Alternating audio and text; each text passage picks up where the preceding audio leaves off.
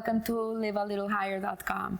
We continue learning Hovos HaLevavot, the book Duties of the Heart, written by Rabbi Bahya Ibn Pakuda, a sage of like 1,000 years ago. He wrote this sefer.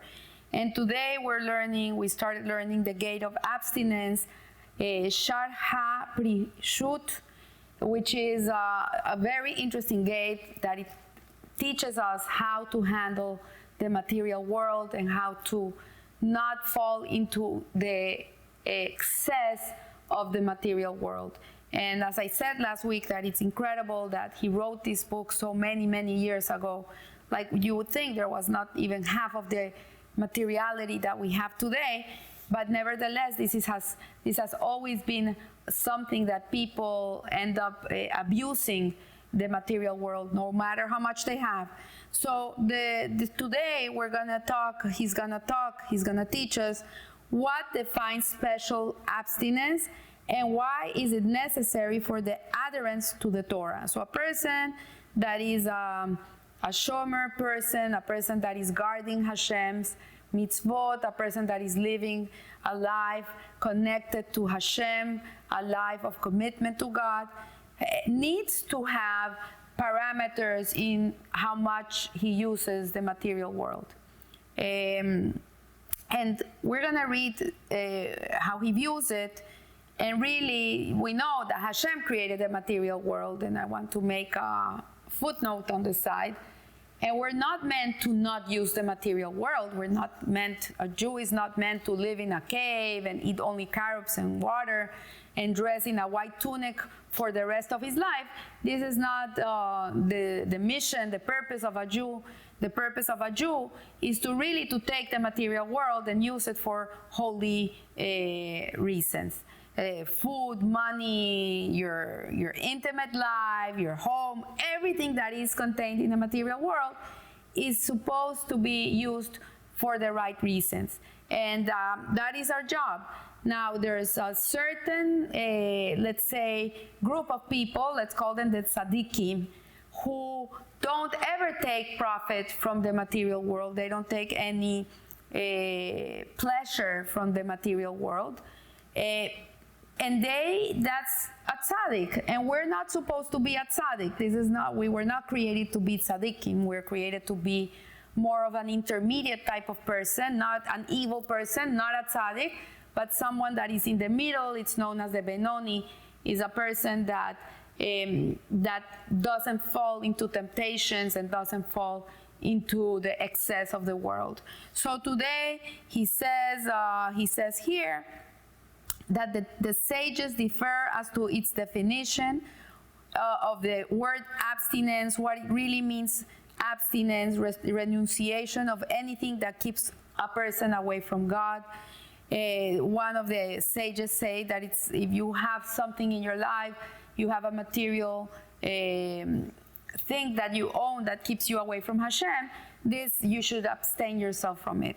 Another sage says abstinence means abhorring the physical world and limiting desires, that you should hate the physical world and you should limit your desires. You should be very careful what you have.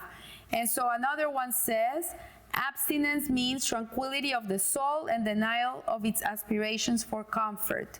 It's like a person that is happy with his lot. Whatever I have, I'm fine with what I have. I don't need anything else.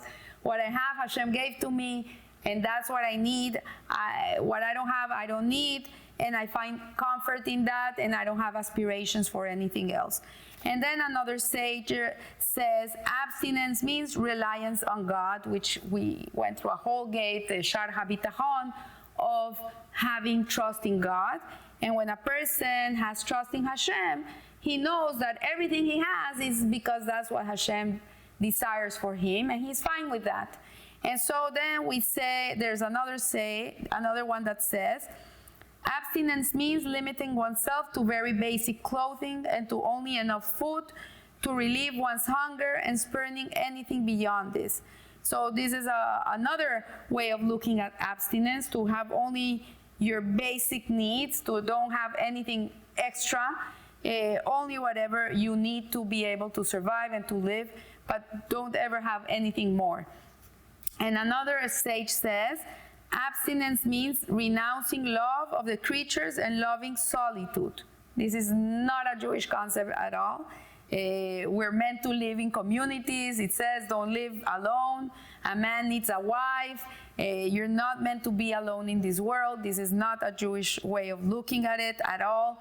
We are people that need to be connected to others, to have a community, to have a family, to have a wife, to have children.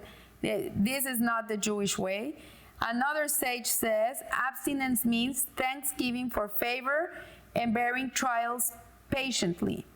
It's being a grateful human being, to really everything you have is a blessing. You count your blessings. You don't take anything for granted.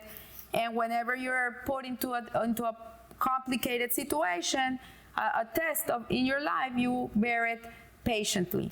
And another one says, abstinence means denying oneself all comforts and physical pleasures except the natural needs without which one could not continue to exist, and drawing the soul away from anything beyond this.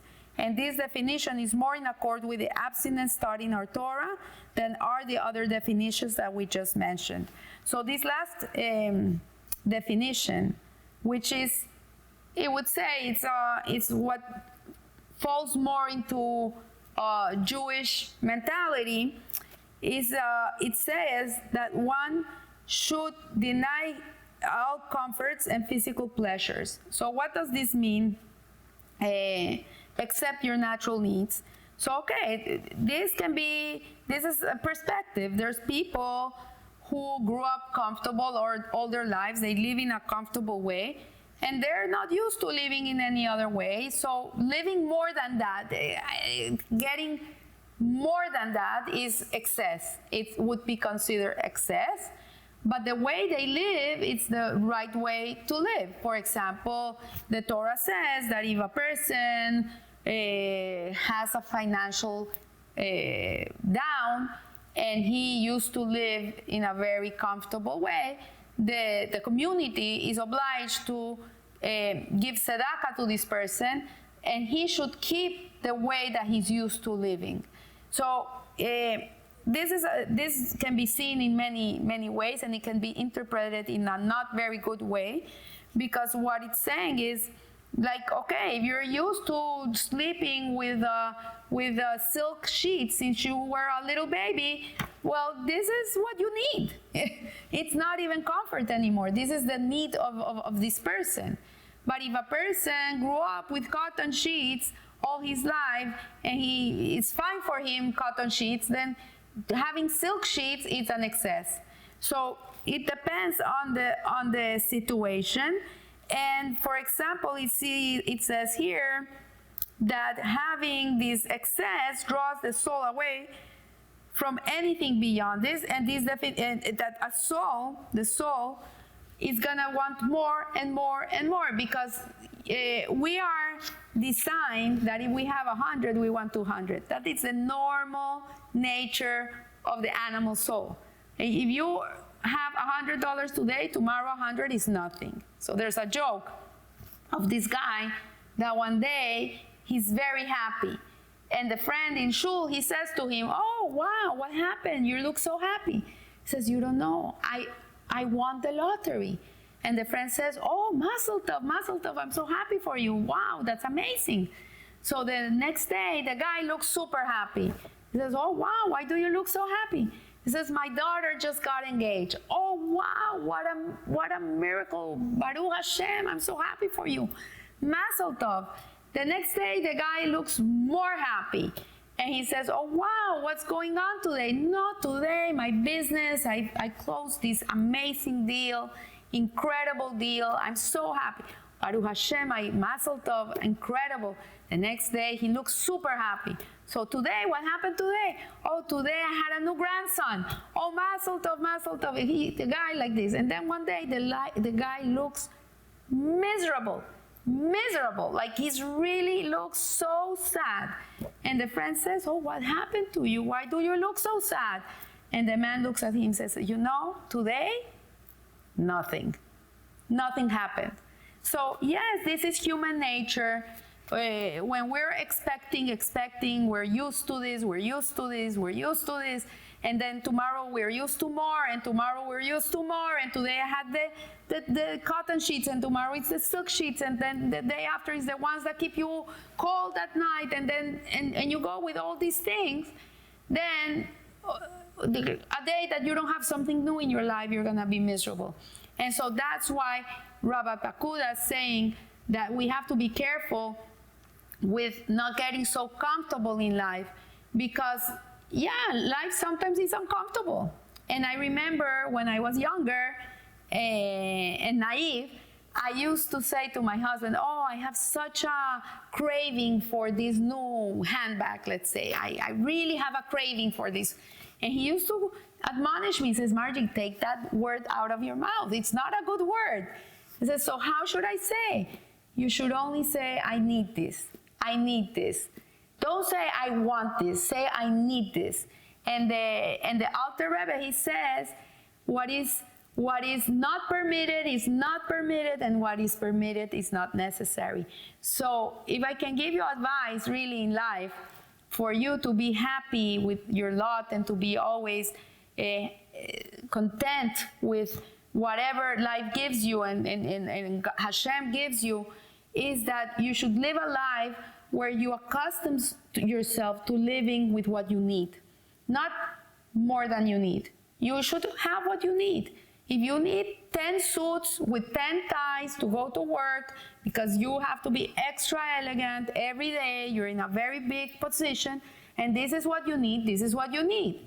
If you are a lady that walks around all day in jogging pants with a skirt on top or in jogging, and that's how you go about life, then yeah, you don't need a closet full of fancy shoes and fancy dresses. Maybe you can have a few just in case you have a party to go to.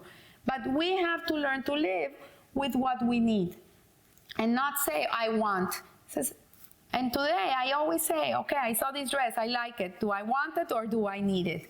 And when the answer is I want it, I don't buy it. I wait. I say, no, I don't need it. I'm not gonna buy something I don't need. And that became my mantra. And you know what? You live happier. You live much more happier than when you're always looking at what you want. So remember, love what you have and don't have what you love. And that's the secret to joy. So I leave you with a blessing. Live a little higher. Thank you.